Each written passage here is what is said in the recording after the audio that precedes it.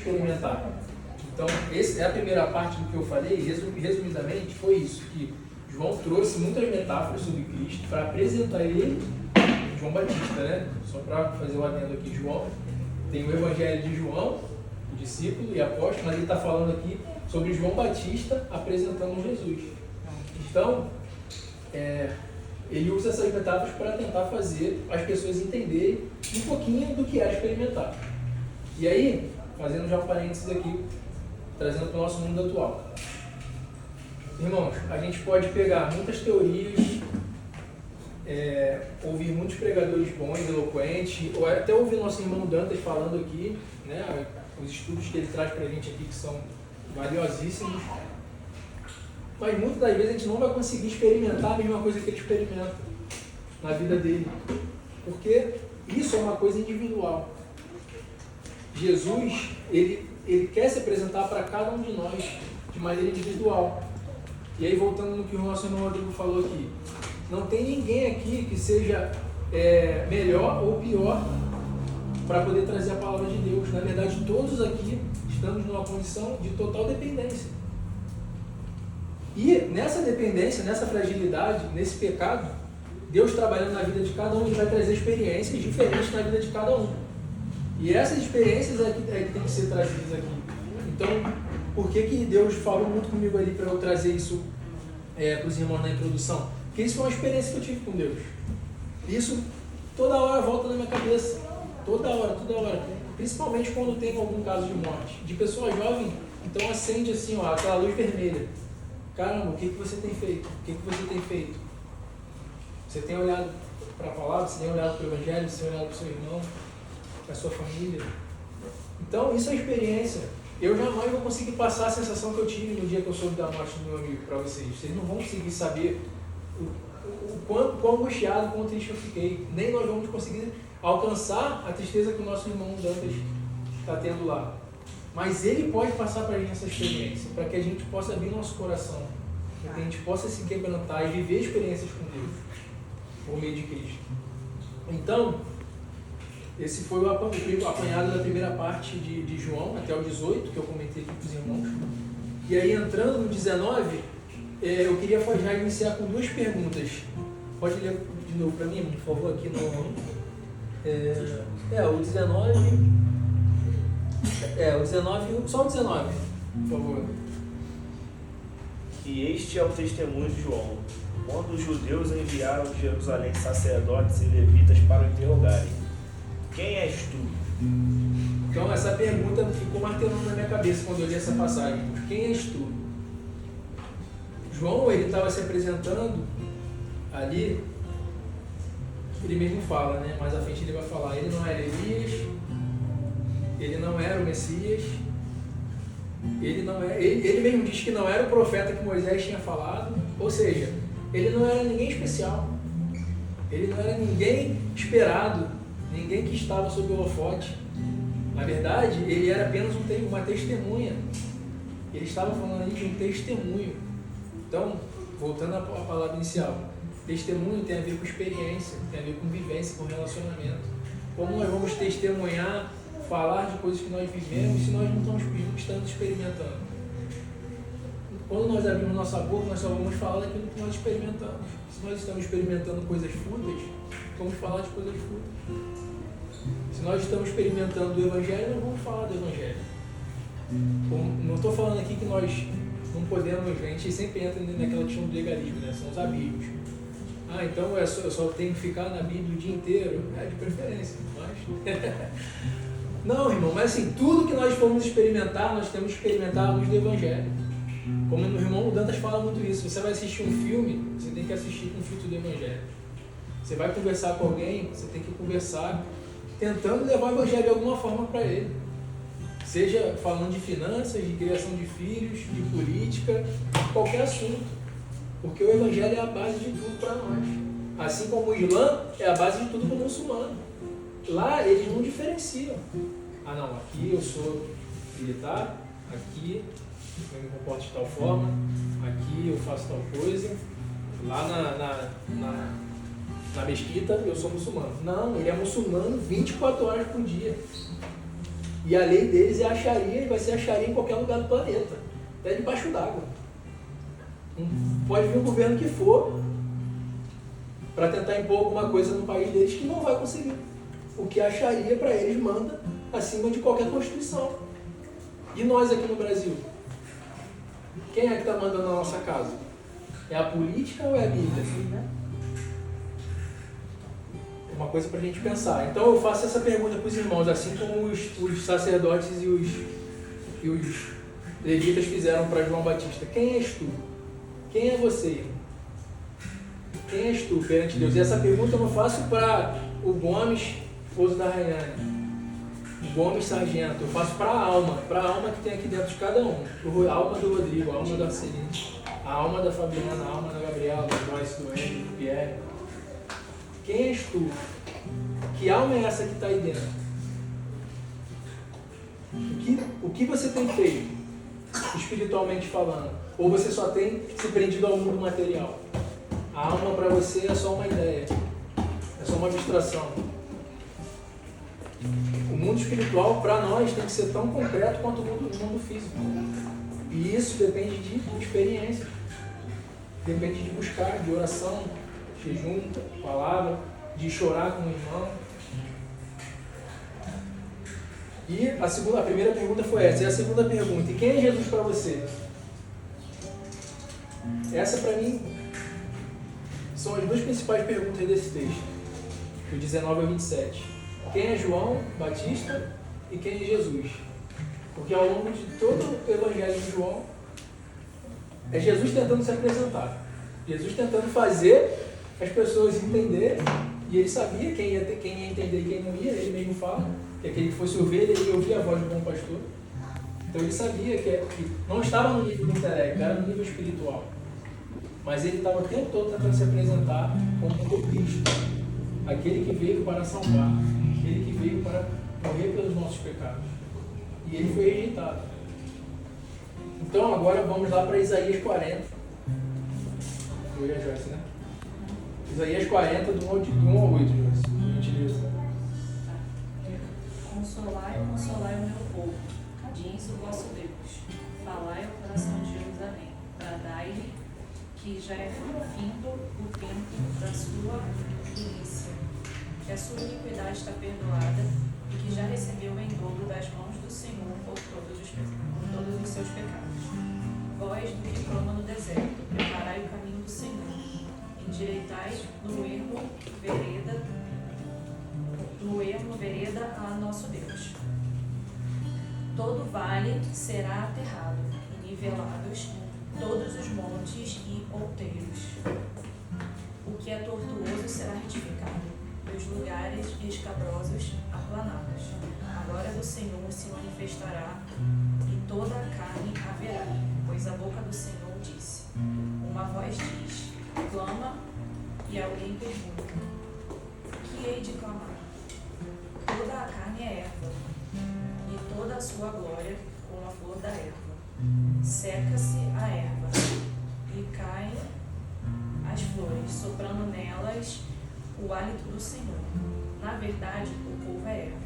Seca-se a erva, e cai a sua flor, mas a palavra do nosso Deus permanece eternamente. Amém. Amém. Esse finalzinho foi aí que aqui, quando eu comecei a falar de Eclesiastes, eu lembrei. Eclesiastes não estava na mensagem, mas esse finalzinho aqui, que diz, a relva murcha e cai a sua flor quando o vento do Senhor sopra sobre elas. O povo não passa de relva, a relva murcha e as flores caem, mas a palavra de nosso Deus permanece para sempre. O contexto aqui de Isaías, irmãos, por que eu estou falando de Isaías? Os irmãos já devem ter ouvido falar que Isaías é um dos profetas messiânicos. Então, várias passagens, profecias que ele faz, estão apontando para Cristo também. Embora alguns interpretem que se falava aqui sobre o exílio babilônico, as duas formas podem ser interpretadas. E aí, lá em João, ele vai falar, assim como Isaías fala aqui, ó, dois pontos chaves aqui para mim. O primeiro, ele diz aqui, consolem o meu povo, diz o Deus de vocês. Então, a palavra de Isaías aqui começa com consolo. Então, apesar dos israelitas aqui estarem sendo feitos cativos pela Babilônia, ele está falando, ele já está anunciando que o povo seja levado cativo, mas que em algum momento o povo seja consolado. E aí ele encoraja o povo, encoraja Jerusalém e anunciem que ela já cumpriu o trabalho que lhe foi imposto, pagou por sua iniquidade. Cristo veio morrer por quê, irmãos? Para pagar por nossa iniquidade. Aqui Isaías está falando que o exílio do povo, a escravidão do povo na Babilônia, assim como aconteceu no Egito com Moisés, assim como aconteceu na Assíria, aconteceu na Babilônia, aconteceu com o Império Romano, Deus estava deixando o povo passar por aquilo para pagar pela iniquidade, pelo pecado que eles estavam passando. Então era necessário passar por aquilo. Mas Deus já estava trazendo uma palavra de consolo. Ele diz: no deserto preparem um caminho para o Senhor, façam no deserto um caminho reto para o nosso Deus. E aí João, ele vai dizer, ele se apresenta, ele fala: eu não sou profeta, eu não sou Elias, eu não sou o Cristo, mas eu sou essa voz que Isaías anunciou, a voz que clama do deserto, a voz que prepara o terreno. Qual é o terreno aqui, irmão? Não é apenas o terreno físico que seria preparado para o povo retornar para Jerusalém na época de Isaías. Aqui, João Batista já está fazendo analogia com o terreno do nosso coração, assim como a parábola do semeador. O terreno é o nosso coração. Então João Batista, a gente vai ler em uma outra passagem aqui, que foi Malaquias, que eu pedi para você abrir, né, irmão? Não, Marcos 1, perdão. Em Marcos 1, ele vai dizer que ele veio batizando com água e ele estava fazendo um batismo de arrependimento. Era uma palavra, uma pregação de arrependimento. Então, antes de Cristo vir, João Batista está anunciando já ao povo para fazer o povo se arrepender. Por quê, irmãos? Porque é necessário primeiro se arrepender. Se Cristo poderia vir sem ninguém anunciado? Poderia. Poderia nenhum profeta ter anunciado ele antes? Poderia. Era necessário, na nossa visão humana aqui, se eu sou Deus, eu posso ir a hora que eu quiser. Para que vai ter alguém me anunciando? Eu sou Deus, pô. Mas João Batista vai dizer que primeiro era necessário o arrependimento. Por que o arrependimento, irmão? É o que a gente está fazendo, é o que a gente está conversando aqui, ó. Se nosso coração está cheio de ídolos, está cheio de nós mesmos, não tem porquê. Deus pode se apresentar para mim aqui, eu não vou querer, porque eu já tenho tudo que eu preciso. Eu já tenho todas as riquezas, eu já alcancei todos os meus sonhos. Eu não tenho meu coração quebrantado, na verdade meu coração está cheio de mim mesmo, está cheio das minhas concupiscências, dos meus desejos, dos meus pecados. Então primeiro era necessário que alguém apontasse o erro, tocasse o dedo na ferida, e esse alguém foi João Batista. Ele se apresentou como testemunha da luz, como aquele que estava apontando. Ele fala: ó, eu não sou a luz, eu ainda não sou a luz. A luz verdadeira é Cristo. É aquele que vem após mim e que já era desde o princípio.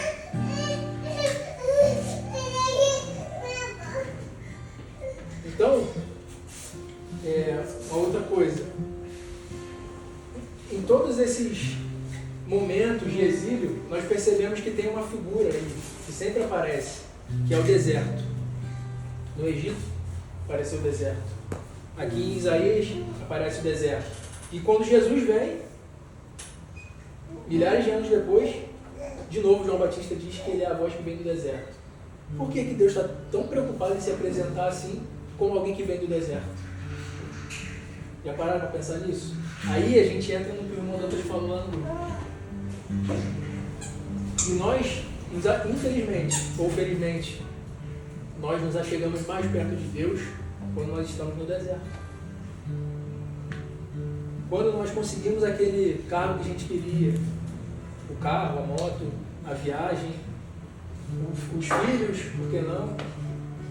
quando nós alcançamos os nossos objetivos, que nós muitas vezes colocamos, sem nem perguntar se era o que Deus queria, nós colocamos o objetivo e Deus, com misericórdia, permite que nós alcancemos. E a gente chega lá e Deus, onde ficou Deus nesse tempo todo? Chega nos meus 30 anos. Corri, subi um monte de Everest. Para quê? Para descer. Então, não sei se os irmãos estão conseguindo alcançar o que eu estou tentando passar aqui. Mas Deus, ele sempre busca relacionamento nos momentos de maior dificuldade. E ele nem se apresenta assim. Ele fala, eu não vim para os sãos, eu vim para os pecadores. Eu vim para os doentes. Então, antes de nós ouvirmos a palavra de Deus, antes de nós abrirmos a palavra de Deus, antes de nós, para que nós consigamos perceber a luz, beber da água, nós precisamos primeiro reconhecer que nós estamos com sede, que nós estamos na escuridão, que nós somos frágeis, somos como a relva do campo, como a flor que murcha, como Isaías falou. Nossa vida é fútil, vazia. Se nós não reconhecermos essa fragilidade, nós não vamos conseguir colocar em prática esse louvor, o sacrifício. O Evangelho terá sido em vão, como tem sido para muitas pessoas. Quantas pessoas têm morrido? E para essas pessoas, embora Jesus tenha dado a possibilidade, ele morreu por todos, mas ele mesmo disse que ele veio para os seus rejeitaram. E que aqueles que o aceitarem ganharão o direito de serem chamados seu filho. Então o Evangelho é para todos, mas nem todos vão aceitar, porque nem todos vão se esvaziar. Então, irmãos, eu pulei algumas coisas aqui, mas o que eu queria passar para os irmãos é isso. Só para a gente finalizar, vamos ler rapidinho Marcos. Pode abrir, irmão. Foi Malaquias que eu falei, né? Mas pode mudar aí, por favor. Abre aí em Marcos 1, 2 e o 3 só. Por favor. Já caminhando para concluir. Conforme está escrito na profecia de Isaías: eis aí, envio diante da tua face o meu mensageiro, o qual preparará o teu caminho. Voz do que clama no deserto, preparai o caminho do Senhor, endireitai as suas veredas. Apareceu João Batista no deserto, pregando batismo de arrependimento para a remissão dos pecados. Amém. Então, João Batista estava onde? No deserto. Assim como Moisés ficou com o povo cativo durante anos. Assim como Isaías anuncia que o local seria aplanado para o povo passar e retornar para Jerusalém. Mas seria necessário passar por aquele deserto. João Batista é um exemplo para mim, e aqui eu já finalizo a mensagem, um exemplo para nós da principal missão que Cristo nos deu. A principal missão que Cristo nos deu como cristãos não é levantar a bandeira da nossa denominação, não é levantar a bandeira de político, não é levantar a bandeira de nenhuma ideologia. A principal missão que Cristo nos deu é sermos testemunhas dele. E João Batista foi esse exemplo. Ele se apresentou como uma testemunha. Eu não sou ninguém. Pergunto novamente para vocês, quem são vocês? Nós não somos ninguém. Nós somos uma flor que murcha, como a relva do tempo, como um vento. Um sopro, basta um sopro de Deus para nós sumirmos daqui. Mas nós somos a fiel testemunha de Deus. E nós temos a possibilidade, pela graça que Ele nos deu, de testemunharmos tudo aquilo que Ele tem feito nas nossas vidas. De sermos testemunhas da transformação que Ele fez na nossa vida. Para que essa transformação venha alcançar outras pessoas. Primeiro pelo arrependimento, como o irmão leu aqui. Ele clama do deserto para trazer o batismo de arrependimento. Então, o problema que nós passamos, a dificuldade, as limitações, os nossos pecados, eles têm que servir para alguma coisa, irmão. Se teve a principal coisa que a lei serviu foi para denunciar o nosso pecado. Todo o Velho Testamento foi nesse contexto. Foi o homem tentando na força do seu braço, em alguns momentos conseguia cumprir, outros não. E no final das contas nós vimos que nós, sem o sacrifício de Cristo, nós não conseguiríamos cumprir a lei. Então nós precisávamos do sacrifício e da graça dele para que nós conseguíssemos cumprir, para que nós conseguíssemos amar a Deus sobre todas as coisas e ao nosso próximo como a nós mesmos. Nós não vamos conseguir fazer isso lendo o livro de autoajuda. Não se engane, irmãos. O mundo já tentou diversas ideologias. O mundo já tentou diversas filosofias para conseguir fazer isso. E não conseguiu, e nem vai conseguir. Porque é necessário primeiro um arrependimento e reconhecer. E para se arrepender é necessário reconhecer que nós somos miseráveis, pecadores, dependentes de Deus a todo momento. Então que esse exemplo, essa resposta que João Batista deu aos fariseus, venha a ser a mesma resposta que nós vamos dar para nossos familiares. O que você tem feito lá no teu grupo? Só apenas testemunho do que Deus tem feito na minha vida. Só apenas testemunho de Jeová. Brincadeiras à parte, mas é isso, irmãos. Essa palavra eu queria deixar com os irmãos.